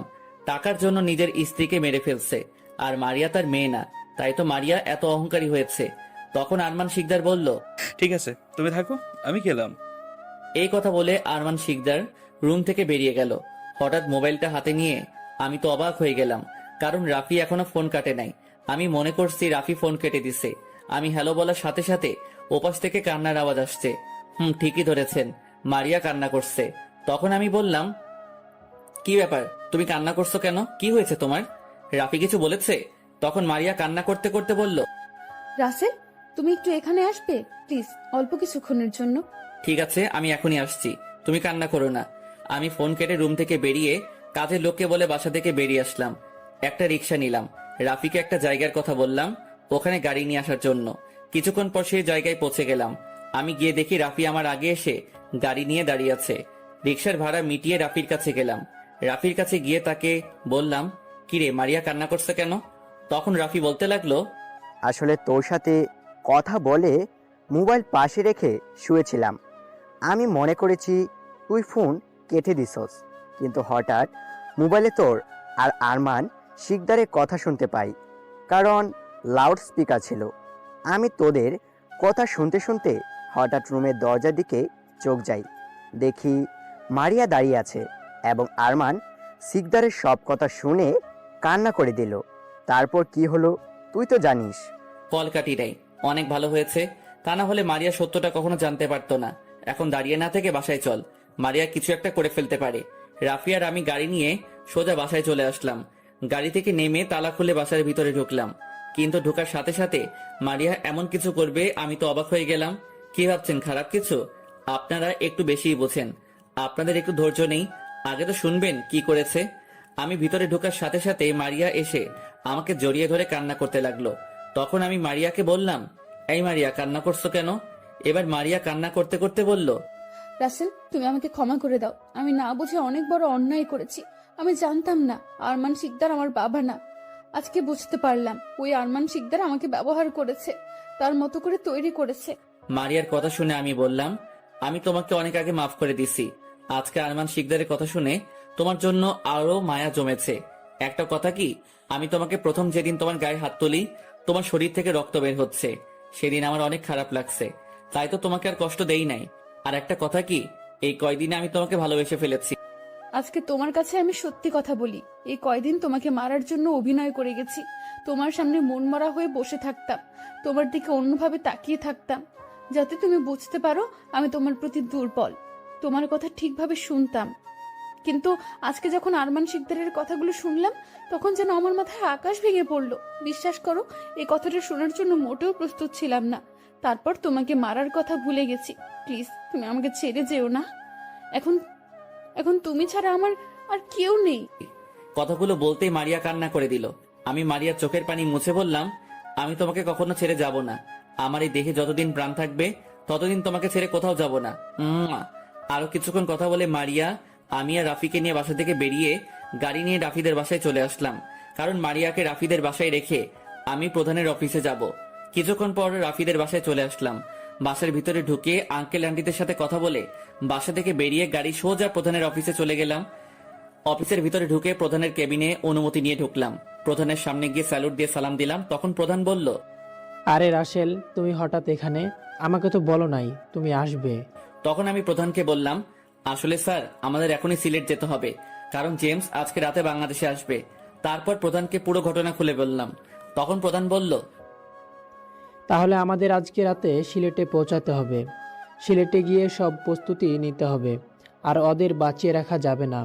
আমরা চাইলে জেমসকে এয়ারপোর্টে আটকাতে পারি, কিন্তু এটা আরমান শিকদারের কানে গেলে সে ওখান থেকে সরে যাবে। প্রধানের কথা শুনে আমি বললাম, ঠিক বলছেন স্যার, আমরা হেলিকপ্টারে করে সিলেট ক্যাম্পে যাব। ক্যাম্প থেকে সব প্রস্তুতি নিয়ে ওদের আস্তানায় যাব। তখন প্রধান বলল, ঠিক আছে, তুমি বাইরে গিয়ে সবাইকে এক জায়গায় হতে বলো, আমি কিছুক্ষণের মধ্যেই আসছি। আমি ঠিক আছে বলে প্রধানের কেবিন থেকে বেরিয়ে গেলাম। তারপর সবাইকে এক জায়গায় জড়ো করলাম। কিছুক্ষণ পর প্রধান আসলো। তারপর প্রধান সবার উদ্দেশ্যে বলতে লাগলো, তোমরা হয়তো জানো আমাদের দেশে একটা মাফিয়া আছে। সে এই দেশটাকে ধ্বংস করে দিচ্ছে। সে দেশের বাইরের লোকের সাথে হাত আছে। এই দেশকে বাইরের অবৈধ ব্যবসা করে যাচ্ছে। এই দেশ থেকে বাইরের অবৈধ ব্যবসা করে যাচ্ছে। তাই আমরা আজকে রাতে সিলেটে যাব। ওখানে গিয়ে সবাইকে প্রস্তুতি নিতে হবে। তারপর সবাই একসাথে বলল, ওকে স্যার। তারপর প্রধান আমাকে বলল তাদের বুঝিয়ে দিতে। তখন আমি বললাম, সবাই শুনুন, এই দেশ আমাদের। এই দেশ পুরো বাংলাদেশের 18 কোটি মানুষের। আমরা চাই আমাদের দেশকে রক্ষা করতে, দেশ থেকে সব সন্ত্রাসীদের দূর করতে। দেশের জন্য জীবন দিতে প্রস্তুত আছি আমরা। আমরা সন্ত্রাসীদের সব আস্তানা পুড়ে দেশটাকে শান্তিপূর্ণ দেশ হিসেবে গড়ে তুলব। তাই আমাদের সবাইকে প্রস্তুত হতে হবে। বাস্তবে তেলাপোকা দেখলে দৌড় দিয়ে পালিয়ে যাই, হাসলে কিন্তু দাঁত ভেঙে দিব। গল্পে হিরো সাজলাম আর কি। তো যাই হোক, গল্পে আসা যাক। আমার কথা শুনে সবাই সাহস পেল। আর তারপরে প্রধান আরো কিছু কথা বলল। আমরা সব জিনিসপত্র নিয়ে এখান থেকে 5টা হেলিকপ্টার নিয়ে সিলেটের উদ্দেশ্যে রওনা দিলাম। প্রায় 40 মিনিটের মধ্যে সিলেট ক্যাম্পে পৌঁছে গেলাম। ওখানে আরো কিছু কথা বললাম। আমাদের সাথে মেজর জেনারেল রহমত এসেছে, কিভাবে কি করতে হবে সবকিছু বুঝিয়ে দিচ্ছেন। আমরা সবাই প্রস্তুতি নিচ্ছি। রহমত স্যার কিছু সেনাবাহিনী ওদের আস্তানায় পাঠালো, কারণ ওদের আস্তানায় কোথায় কি আছে সেগুলো জানার জন্য। ওদের আস্তানায় 4 জন সেনাবাহিনী পাঠানো হয়েছে, সাথে সেনা সদস্য রহিমও গেছে। তারা সবাই ছদ্মবেশে গেছে। তারা 4 জন গাছের পাতা দিয়ে শরীরটা ঢেকে রেখেছে। প্রায় 1 ঘন্টা পর 4 জন সেনা সদস্য আসলো, এসে মেজর রহমত স্যারকে বলল তারা ওই আস্তানায় চারপাশে সিসি ক্যামেরা লাগিয়ে ভরে রেখেছে এবং আস্তানা থেকে কিছুটা ধরে ধরে মাটির নিচে বোম ফিটিং করে রাখছে। আমাদের সবাইকে সাবধানে আক্রমণ করতে হবে, নিচের দিকে লক্ষ্য রাখতে হবে। যদি একটা বোমা বিস্ফোরণ হয় তাহলে তারা সবাই বুঝে ফেলবে। তখন মেজর রহমত বলল, চিন্তা করো না, আমরা প্রশিক্ষণপ্রাপ্ত সৈনিক, আমাদের ওরা কিছুই করতে পারবে না। এখন তোমরা কয়েকজন গিয়ে মাটির নিচে যে বোমা ফিটিং করেছ সেগুলো উঠিয়ে ফেলো, তাহলে আমাদের আক্রমণ করতে সমস্যা হবে না। আরো কিছুক্ষণ কথা বলল মেজর রহমত। তারপর আমরা আমাদের প্রস্তুতি নিলাম। এখন শুধু গভীর রাতের অপেক্ষা। হঠাৎ আমার মোবাইলে একটা কল আসলো। মোবাইলটা হাতে নিয়ে দেখি আননোন নাম্বার। আমার এই নাম্বারে অচেনা নাম্বার থেকে কল আসলো কিভাবে? এই নাম্বার তো বাহিরের কেউ জানে না, শুধু প্রধান এবং রাফির কাছে থাকে। আরো 2টা নাম্বার ছিল, সেগুলো দিয়ে সবার সাথে কথা বলতাম। তো এখন ওই 2টা নাম্বার বন্ধ করে রেখেছি, কিন্তু এই নাম্বারটা খোলা রেখেছি। প্রধান যে কোনো সময় ফোন দিতে পারে, তাই আমি ফোনটা রিসিভ করার পর ওই পাশের থেকে যে কথা বলল এবং যেটা বলল তার জন্য মোটেও প্রস্তুত ছিলাম না। আমার মাথা পুরো খারাপ হয়ে গেছে। ভালোবাসা হয়ে যায় খুব সহজে, আর মায়া কাটানো যায় না সারা জীবনেও। কিছু মানুষ অনলাইনে না থাকলে শুধু অনলাইন না, বুকটাও ফাঁকা ফাঁকা লাগে।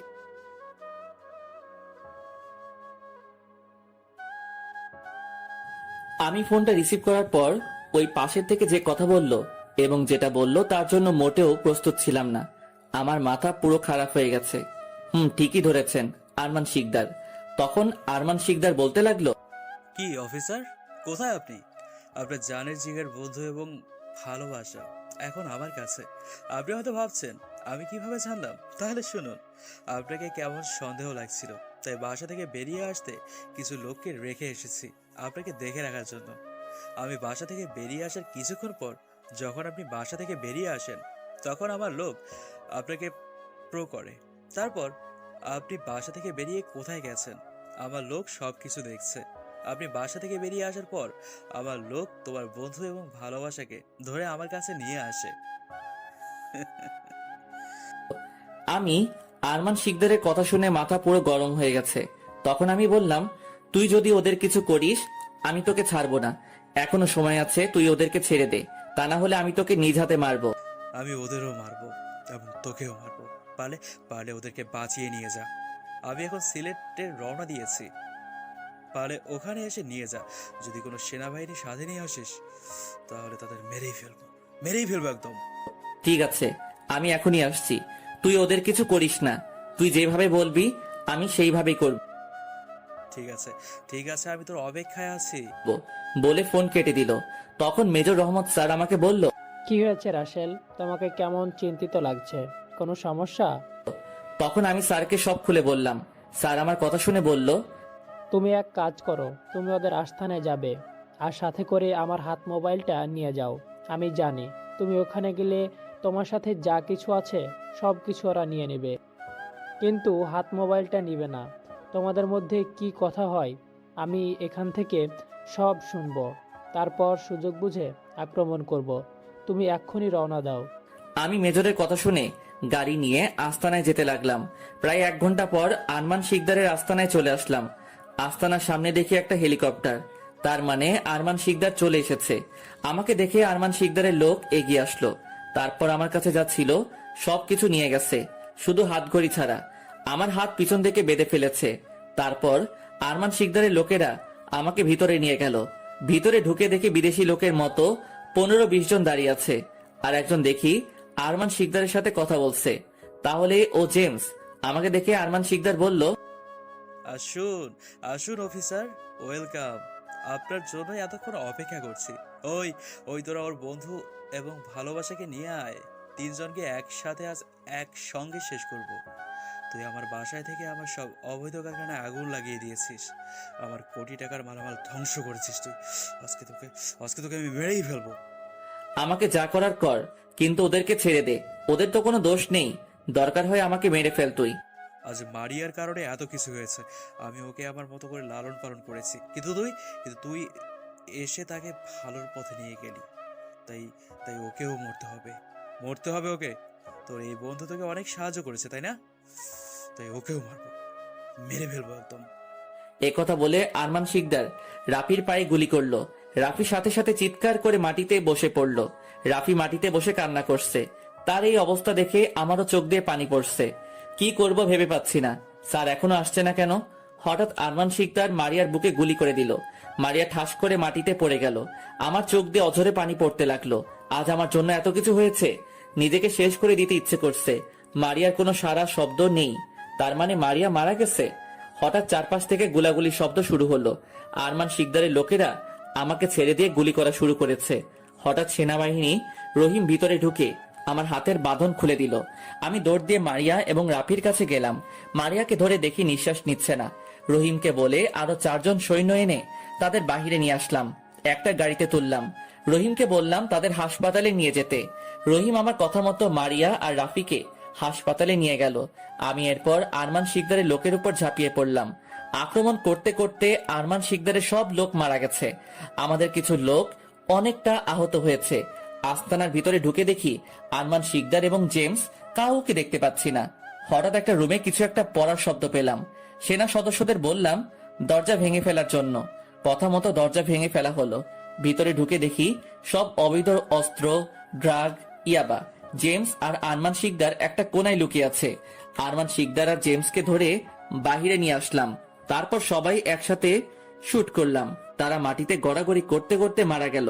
তারপর তাদের লাশ আগুন দিয়ে পুড়িয়ে ফেললাম। অস্ত্র, ড্রাগ, ইয়াবা এগুলো বের করে পুরো আস্তানায় আগুন লাগিয়ে দিলাম। তারপর মেজর সবাইকে নিয়ে ক্যাম্পে চলে গেল। আমি গাড়ি নিয়ে হাসপাতালে চলে আসলাম। আসার আগে ফোন দিয়ে রহিমকে বললাম কোন হাসপাতালে আছে। রহিম হাসপাতালের কথা বলল এবং কত নম্বর কেবিনে আছে সেটাও বলল।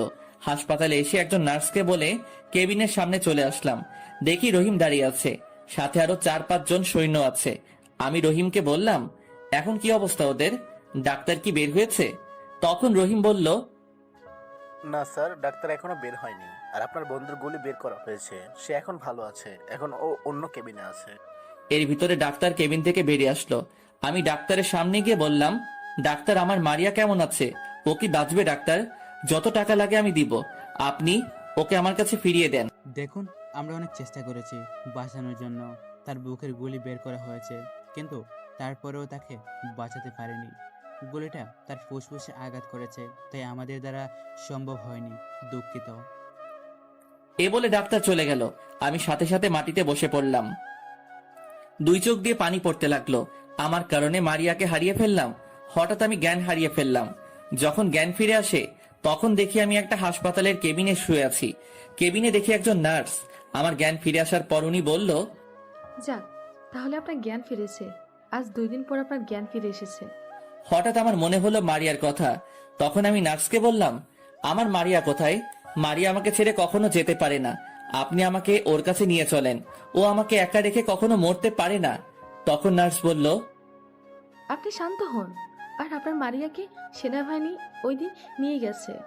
ওই দিনে ওর দাফন করা হয়ে গেছে। আপনি এখন অসুস্থ। প্লিজ, আপনি উত্তেজিত হবেন না। নার্সের কথা শুনে আমি জোরে জোরে কান্না করতে লাগলাম। একটা বার আমার মারিয়ার মুখটা দেখতে পারলাম না। দেখতে দেখতে আজ 3 মাস চলে গেল। মারিয়াকে কবর দেয়া হয়েছে আমার বাসার পাশে। এর ভিতরে আম্মু আর রাইসাকে দেশে নিয়ে আসলাম। আমার মুখের চেহারা আগের মতো করে ফেললাম। এখন কিছুটা স্বাভাবিক আছি, কিন্তু মারিয়ার কথা ভুলতে পারছি না। আজকে ক্যাম্প থেকে বাসায় আসলাম। কলিং বেল চাপ দেওয়ার পর একটা মেয়ে দরজা খুলে দিয়ে আমাকে জড়িয়ে ধরে কান্না করে দিল। আমি মেয়েটার মুখটা ওপরে উঠিয়ে যেটা দেখলাম তার জন্য মোটেও প্রস্তুত ছিলাম না। ঠিকই ধরেছেন, মারিয়া। কিন্তু মারিয়া তো মারা গেছে, তাহলে এখন কোথা থেকে আসলো? আমি মারিয়াকে বললাম মারিয়া তুমি না মারা গেছো? আমি মরি নাই রাসেল, আল্লাহ আমাকে এখনো বাঁচিয়ে রাখছে। মানে কিভাবে, কি হয়েছে আমাকে একটু খুলে বলো। আজকে আমি এখনো বেঁচে আছি একজন ডাক্তারের কারণে। ওদিন যখন ডাক্তার আমাকে মৃত ঘোষণা করেন, তারপর আমাকে যখন মর্গে নিবে, তখন হঠাৎ আমার জ্ঞান ফিরে আসে। তখন একজন ডাক্তার আমাকে দেখে। তারপর আমাকে দেখে তিনি বুঝতে পারেন আমাকে বাইরে নিয়ে গেল, সুস্থ করা যাবে। আমাকে বাইরে নিয়ে গেলে সুস্থ করা যাবে। তারপর ইমার্জেন্সি আমাকে তিনি তার টাকা খরচ করে আমেরিকা নিয়ে আসে, এখানে আমার চিকিৎসা শুরু করে। আল্লাহর রহমতে আমি বেঁচে যাই। আমি সুস্থ হতে প্রায় 3 মাস লেগে যায়। তারপর আমাকে বাংলাদেশে নিয়ে আসে। বাংলাদেশে আসার পর তোমাকে খোঁজার জন্য রাফিদের বাসায় যাই। ওদের বাসায় গিয়ে রাফিকে পেয়ে যাই। তারপর রাফি আমাকে তোমার বাসায় নিয়ে আসে। আমি মারিয়ার কথা শুনে বললাম, তাহলে ডাক্তার আমাকে বলে নাই কেন? আর সেনা সদস্য তাহলে কাকে দাফন করলো? ডাক্তার তোমাকে বলতে পারে নাই, কারণ তুমি নাকি আমার মরার কথা শুনে জ্ঞান হারিয়ে ফেলেছ। কিন্তু তোমার জ্ঞান ফিরে আসে নাই, তাই তোমাকে আর কিছু না বলে সবকিছু জরুরিভাবে করে বাইরে নিয়ে গেছে। আর তোমার সেনা সদস্য কাকে দাফন করলো সেটা আমি বলতে পারবো না। আর আমাকে সবকিছু বলেছে ডাক্তার আঙ্কেল, যখন আমার জ্ঞান ফিরে আসে তখন। আমি মারিয়াকে আর কিছু জিজ্ঞাসা না করে জড়িয়ে ধরলাম। মারিয়ার পুরো মুখে চুমু খেতে লাগলাম। হঠাৎ রাইসা বলল, ভাইয়া আমি কিন্তু এখানে আছি, ভাবিকে পেয়ে আমার কথা ভুলে গেছো। আমি মারিয়াকে ছেড়ে রাইসার কপালে চুমু দিয়ে বললাম, আমি আমার বোনের কথা কখনো কি ভুলতে পারি? ভাইয়া চলো না আমরা কোথাও থেকে ঘুরে আসি। দেখতে দেখতে আজ আমার বাসর রাত। আজকে আমার আর মারিয়ার বিয়ে হয়েছে। বিয়েটা আমাদের বাসায় হয়েছে। বিয়েতে প্রধান সহ আরো অনেকে এসেছে। অনেক ধুমধাম করে বিয়েটা হয়ে গেল। আমার বিয়ের সব আয়োজন রাফি করেছে। ও আপনাদের তো বলতে ভুলে গেছি, মারিয়াকে যে ডাক্তার বাঁচিয়েছে তিনিও এসেছে। আমি ওনাকে টাকা দিতে চেয়েছি, কিন্তু উনি নাই। উনি বলে তার মেয়েকে বাঁচিয়েছে, তাদের কোনো ছেলে মেয়ে নেই, তাদের এত টাকা দিয়ে কি করবে। রাফি আমাকে জোর করে বাসর ঘরে ঢুকিয়ে দিল। আমি বাসর ঘরে ঢুকে দরজা বন্ধ করে বিছানার দিকে এগিয়ে গেলাম। রাফি নিজ হাতে বাসর ঘর অনেক সুন্দর করে সাজিয়েছে। মারিয়া আমাকে দেখে বিছানা থেকে নেমে এসে পা ধরে সালাম করতে গেলে আমি তাকে বুকে জড়িয়ে ধরি। তারপর দুজনে ওযু করে 2 রাকাত নফল নামাজ আদায় করলাম। মারিয়া বিছানায় গিয়ে ঘোমটা দিয়ে বসে পড়ল। আমি বিছানার উপর উঠে মারিয়ার ঘোমটা উপরে তুললাম। মারিয়াকে দেখে আমি এক ধ্যানে তাকিয়ে আছি। আজকে মারিয়াকে অনেক সুন্দর লাগছে। আমাকে এভাবে তাকিয়ে থাকতে দেখে মারিয়া বলল, এভাবে তাকিয়ে কি দেখছো? তুমি বাসর না করলে খালি তাকিয়ে থাকবে? রাত তো শেষ হয়ে যাচ্ছে। আজকে তোমাকে অনেক সুন্দর লাগছে, শুধু তোমার দিকে তাকিয়ে থাকতে মনে কয়। কেন, আগে বুঝি সুন্দর ছিলাম না? এখন না তাকিয়ে থেকে আমাকে আদর করো। আমি তোমার মতন একটা ছেলে চাই। না, তোমার মতো কিউট একটা মেয়ে চাই। ঠিক আছে, আল্লাহ যা দিবে তাতেই খুশি। তারপর আর কি, শুরু হয়ে গেল সন্তান আনার মিশন। আপনারা আর জানা লাগবে না। সকালে ঘুম থেকে উঠতে দেখি মারিয়া আমাকে জড়িয়ে ধরে শুয়ে আছে। তার শরীরে কাপড় নেই, তার বুকের উপরে তিলটা আমাকে টানছে। তারপর তিলটার মধ্যে একটা কিস করলাম। হঠাৎ মারিয়া জড়িয়ে ধরে কিস করতে লাগলো। তারপর আরেকবার হয়ে গেল, মানে ইতিহাস। দুজনে একসাথে ওয়াশরুমে ঢুকে গোসল করলাম। ওয়াশরুম থেকে বেরিয়ে এসে আমি একটা জামা গায়ে দিলাম। বিপত্তি ঘটলো, মারিয়া শাড়ি পরতে পারে না, তাই মারিয়াকে শাড়ি পরিয়ে দিলাম। দুজনে একসাথে নিচে আসলাম। এর ফাঁকে রাইসা এসে আমাদেরকে ডেকে গেছে। দুজনে 2টা চেয়ার টেনে বসলাম। তখন আম্মু বলল, মারিয়া রাসেলকে নাস্তা দাও। মারিয়া আমাকে নাস্তা দিল। তখন রাইসা বলে উঠল, ভাইয়া চলো না আমরা কোথাও থেকে ঘুরে আসি। এখন না রাইসা, আরো কিছুদিন পরে যাব। আগে তোর পরীক্ষা শেষ হোক, তারপর আমরা সবাই কক্সবাজার ঘুরতে যাব। রাইসা ঠিক আছে বলল। কথা বলতে বলতে নাস্তা শেষ করে রুমে চলে আসলাম। দেখতে দেখতে রাইসার পরীক্ষা চলে এসেছে। রাইসা এবার নিউ 10-এ উঠবে। রাইসাকে প্রতিদিন পরীক্ষার সময় স্কুলে নিয়ে যাই, আর পরীক্ষা শেষ হলে নিয়ে আসি। দেখতে দেখতে রাইসার সব পরীক্ষা শেষ। রাতে সবার সাথে খাবার খেয়ে রুমে আসলাম। কিছুক্ষণ পর মারিয়া রুমে এসে দরজা বন্ধ করে দিল। তারপর আমার পাশে এসে আমার কোলে মাথা দিল। তারপর বলল, চলো না কোথাও ঘুরে আসি। রাইসের তো পরীক্ষা শেষ, বাসায় একা একা ভালো লাগে না। একা একা কোথায়, বাসায় তো আম্মু সবসময় তোমার সাথে থাকে। আর আমিও চিন্তা করছি কিছুদিনের জন্য প্রধানের কাছ থেকে ছুটি নিয়ে ঘুরতে যাব। ঠিক আছে, কিন্তু তুমি এই কদিন আমাকে আদর করো নাই, সারাক্ষণ কাজে বিজি ছিলে। আম্মু আমাকে প্রতিদিন বলে তিনি দাদি ডাক শুনতে পাবে। তিনি কবে দাদি ডাক শুনতে পাবে, আর আইসা বলে সে কবে ফুফি ডাক শুনবে। তুমি তো আমাকে আদর করো না। এখন থেকে তোমাকে প্রতিদিন আদর করব। আসো, তোমাকে আজকে পুরো রাতে ভালোবাসা দিয়ে ভরিয়ে দেব। মারিয়াকে জড়িয়ে ধরে ঠোঁটের সাথে ঠোঁট লাগিয়ে দিলাম। তারপর দুজনকে পাগলের মতো কিস করতে লাগলাম। আস্তে আস্তে হারিয়ে গেলাম অজানা ঠিকানায়। আজকে আমরা সবাই কক্সবাজার যাচ্ছি। প্রধানের কাছে বলে 7 দিনের ছুটি নিলাম। রাইসা আর আম্মু গাড়ির পিছনের সিটে বসলো। মারিয়া আমার সাথে সামনের সিটে বসলো। ও আপনাদের তো বলতে ভুলে গেছি, প্রধান আমার নিরাপত্তার জন্য সাথে কিছু সৈন্য দিল। তারা পিছনে একটা গাড়ি নিয়ে আসতেছে। প্রায় 5 ঘন্টা পর আমরা কক্সবাজার এসে পৌঁছে গেলাম। আসার আগে 4টা রুম বুক করে এসেছি। একটা আম্মু আর রাইসা, আরেকটায় আমি আর মারিয়া, আর 2টোই সেনা সদস্য। আমরা সবাই হোটেলে পৌঁছে গেলাম। ম্যানেজার আমাদের রুম দেখিয়ে দিল। আম্মু আর রাইসা তাদের রুমে গেল, আমি আর মারিয়া একটা রুমে গেলাম। সেনাবাহিনী তাদের 2টা রুমে চলে গেল। দুজনে ফ্রেশ হলাম। কিছুক্ষণ পর খাবার নিয়ে আসলো। মারিয়াকে বললাম আম্মু আর রাইসাকে ডেকে আনতে। মারিয়া, রাইসা আর আম্মুকে ডেকে আনলো। তারপর সবাই খাবার খেলাম। খাবার খেয়ে আম্মু আর রাইসা তাদের রুমে চলে গেল। আমি আর মারিয়া একটা ঘুম দিলাম। বিকেলে ঘুম থেকে উঠে ফ্রেশ হয়ে সবাই সমুদ্র সৈকতে ঘুরতে গেলাম। দেখতে দেখতে 5 দিন চলে গেল। অনেক আনন্দ করেছি। আজকে সবাই বাসায় ফিরে যাচ্ছি। বাসায় ফিরে আগের মতো কাজ করতে লাগলাম। মারিয়া বাসায় আম্মু আর রাইসার খেয়াল রাখে, আমি কাজ নিয়ে ব্যস্ত থাকি। এইভাবে কিছুদিন যাওয়ার পর হঠাৎ একদিন আমার মোবাইলে একটা কল আসে।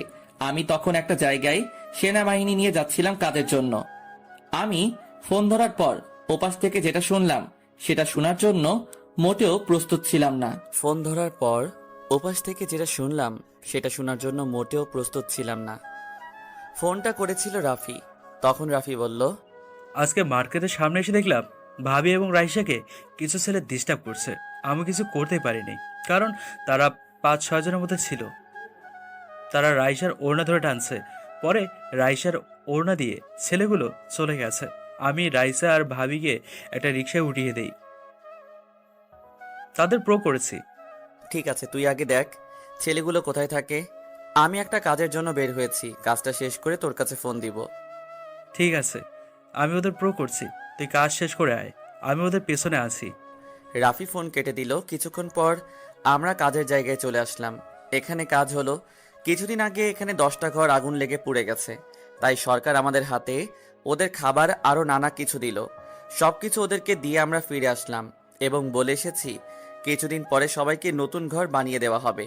আপাতত কলেজের ভিতরে থাকতে বললাম, যতদিন না তাদের নতুন ঘর হচ্ছে ততদিন এখানে থাকতে বলা হয়েছে, এবং খাবার শেষ হলে দিয়ে যাব। আমার সাথেই সবাই ক্যাম্পে চলে গেছে। আমি গাড়ি নিয়ে সোজা রাফির বাসায় চলে গেলাম। রাফিকে ফোন দিয়ে বাসার বাইরে আসতে বললাম। কিছুক্ষণ পর রাফি বের হয়ে আসলো। তখন রাফিকে বললাম, কি রে, কি খবর পেলি? তারা কোথায় থাকে, কি করে, সব খবর এনেছিস? এনেছি। ওদের বাসা আমাদের কলেজের পেছনে। আর ওখানে মানুষের থেকে শুনেছি ছেলেগুলো অনেক খারাপ। কলেজের মেয়েদের অনেক ডিস্টার্ব করে, কিন্তু কেউ কিছু বলতে পারে না, কারণ তারা বর্তমান এমপির লোক। ঠিক আছে, তাহলে আমার সাথে চল, দেখি আজকে ওদের এমপি কি করে। আমার হাত থেকে ছাড়িয়ে নেয়। তারপর রাফিকে নিয়ে কলেজের পিছনে চলে গেলাম। এখানে একটা বাজার আছে। রাফি আমাকে হাত দিয়ে দেখিয়ে দিল। একটা দোকানে সবগুলো ছেলে বসে আড্ডা দিচ্ছে। আমি আর রাফি তাদের সামনে গেলাম। একটা কথা বলে রাখি, আমার শরীরে ডিউটির পোশাক ছিল না। আমি বেশিরভাগ সিভিল পোশাকে থাকি। আমরা ওদের সামনে গিয়ে আমি ওদের বললাম, কিরে, তোরা অনেক বড় নেতা হয়ে গেছিস, রাস্তাঘাটে মেয়ে মানুষ দেখলে সহ্য হয় না। আজকে আবার আমার স্ত্রী এবং বোনের সাথে খারাপ ব্যবহার করেছিস। আজকে তোদের আমার হাত থেকে কেউ বাঁচাতে পারবে না। তখন তাদের মধ্যে একজন আমাকে বলল, আমরা এমপির লোক, তোকে যদি মেরে ফেলি তাহলে কেউ আমাদের কিছু করতে পারবে না। এটা বলার সাথে সাথে আমি ওদেরকে মারা শুরু করলাম। বাজারের মানুষ সবাই চারপাশে ঘিরে রেখেছে। আসলে আমি গাড়ির থেকে হাতে করে একটা রড নিয়ে গেছি। সবগুলো মায়ের খেয়ে দৌড় দিয়ে পালিয়ে গেল। আর যাওয়ার সময় বলে গেল আমাকে পরে দেখে নিবে। বাজারে সব মানুষ ওদের নামে নানান ধরনের কথা বলেছে। তারা নাকি এমপির পাওয়ারে চলে। আজকে থেকে আপনাদের কোনো ভয় নেই। যদি আর কখনো এমপির ওই কুত্তাগুলো আপনাদের এবং মেয়েদের নিয়ে কিছু করে তাহলে আমার এই নাম্বারে ফোন দিবেন। তাদের সবাইকে আমার একটা একটা করে কার্ড দিলাম। তারা আমার কার্ডটা হাতে নিয়ে বুঝতে পারলো আমি একজন আর্মি অফিসার। তাই তারা অনেক সাহস পেল। তাদের থেকে বিদায় নিয়ে আমি আর রাফি চলে আসলাম। রাফিকে তাদের বাসায় নামিয়ে দিয়ে আমার বাসায় চলে আসলাম। কলিং বেল চাপ দিলাম। কিছুক্ষণ পর মারিয়া এসে দরজা খুলল। চোখ দুটো দেখে বোঝা যাচ্ছে অনেক কান্না করছে। তখন আমি মারিয়াকে বললাম, কি ব্যাপার মারিয়া, তোমার চোখ দুটো লাল হয়ে আছে কেন? আমার মনে হয় তুমি অনেক কান্না করেছো। মারিয়া আমাকে জড়িয়ে ধরে কান্না করে বলতে লাগলো, আসলে আজকে আমি আর রাইসা একটু মার্কেটে গেছি কিছু কেনাকাটা করতে। কেনাকাটা শেষ করে যখন বাইরে এসে রিক্সার জন্য দাঁড়িয়ে আছি, হঠাৎ কিছু ছেলে এসে আমাদের খারাপ খারাপ কথা বলে। আর একটা ছেলে রাইসার ওড়না নিয়ে গেছে। আমাদের সাথে কিছুক্ষণ খারাপ কথা বলে তারা চলে গেল। তারপর রাফি এসে আমাদের একটা রিকশায় উঠিয়ে দিল। বাসায় গাড়ি থাকতে তোমরা রিক্সা করে কেন গেলে? আর বাসায় তো গার্ড ছিল, তাদের নিয়ে যাওনি কেন? তাহলে তো আর ওই ছেলেগুলো এসব করতে পারতো না। আসলে আমাদের রিকশায় ওঠার অনেক শখ ছিল, তাই রাইসা আর আমি রিকশা করে মার্কেটে গেলাম। গার্ড আমাদের সাথে যেতে চেয়েছে, কিন্তু আমরা মানা করছি। আমরা বুঝতে পারি নাই আমাদের সাথে এমন কিছু হবে। যা হবার হয়ে গেছে, এখন আর কান্না করো না। রাফি আমাকে সব বলেছে, এখন ওদের শিক্ষা দিয়ে বাসায় আসলাম। এখন বলো রাইসা কোথায়? রাইসা আম্মুর রুমে আছে। সে এখনো কান্না করে যাচ্ছে। আম্মু অনেক চেষ্টা করছে, কিন্তু তার কান্না থামছে না। ঠিক আছে, চলো রাইসার কাছে যাই। তারপর আমি আর মারিয়া রাইসার কাছে গেলাম। রুমে ঢুকে দেখি রাইসা আম্মুকে ধরে কান্না করছে। চেহারা পুরো ফুলে গেছে কান্না করতে করতে। আমি রাইসার পাশে বসলাম। আমি রাইসা বলে ডাক দিতেই আম্মুকে চেয়ে দিয়ে আমাকে জড়িয়ে ধরে আরো জোরে জোরে কান্না করে দিল।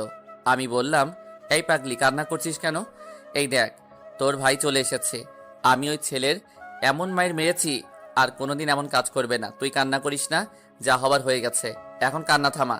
তখন রাইসা বলল, তুই জানিস ভাইয়া, ওই ছেলেগুলো ভাবিকে অনেক খারাপ খারাপ কথা বলেছে, যেটা মুখে প্রকাশ করা যাবে না।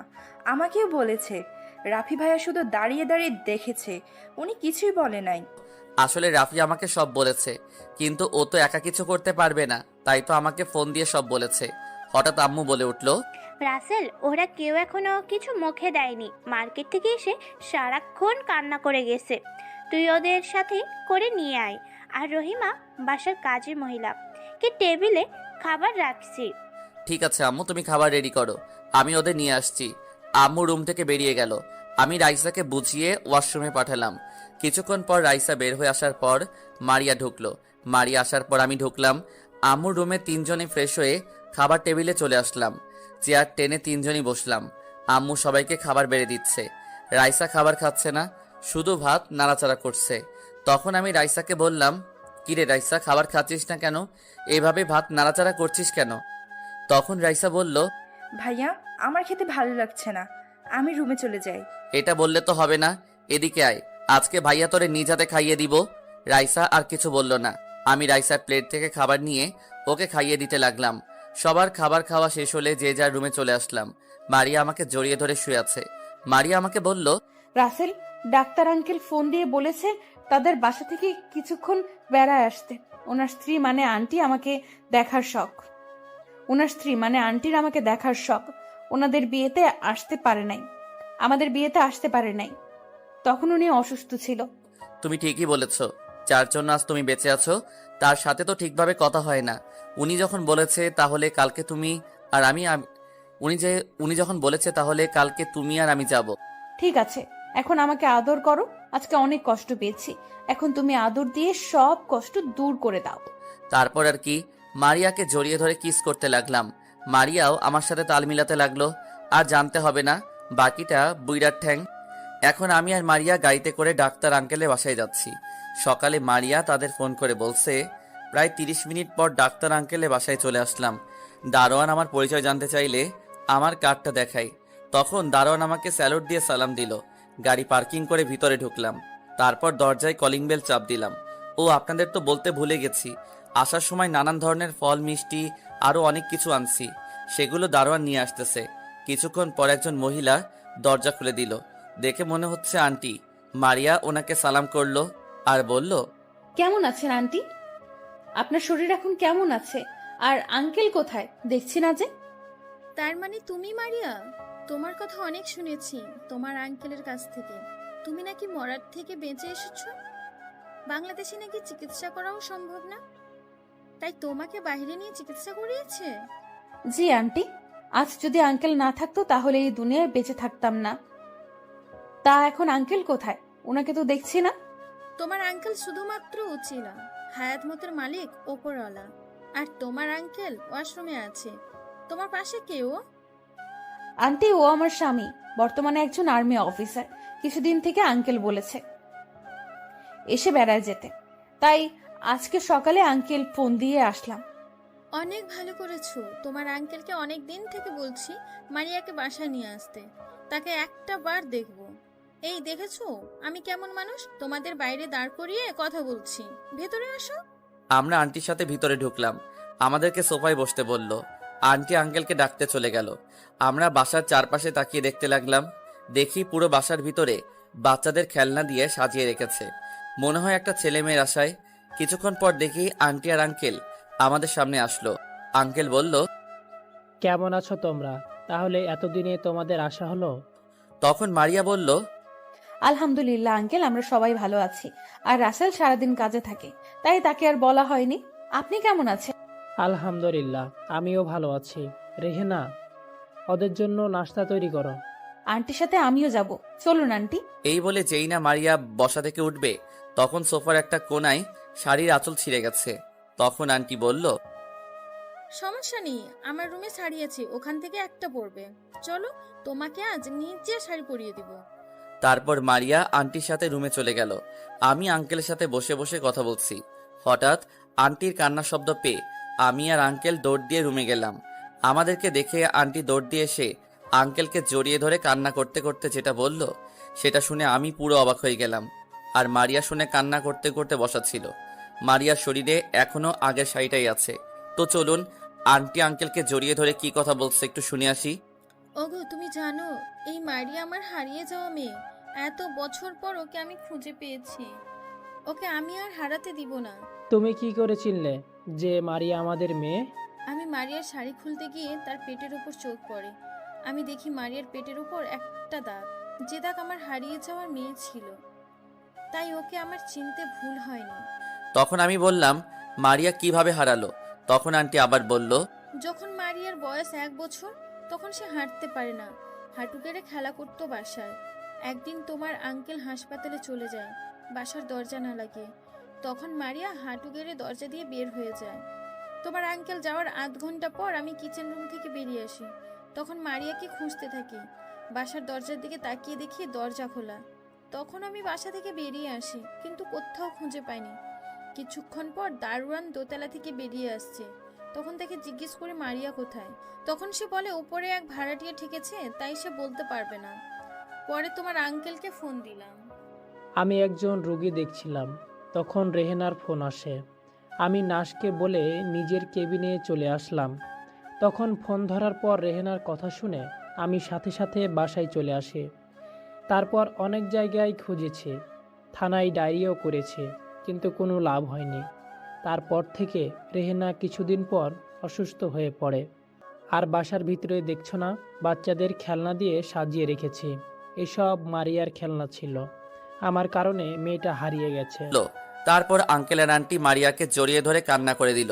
তারপর মারিয়াকে জিজ্ঞেস করলো এতদিন কোথায় ছিল। তারপর মারিয়া সবকিছু খুলে বলল। রাতে সবাই একসাথে খাবার খাচ্ছি। আন্টি থুক্কু, এখন তো শাশুড়ি হবে, উনি মারিয়াকে নিজ হাতে খাইয়ে দিচ্ছেন।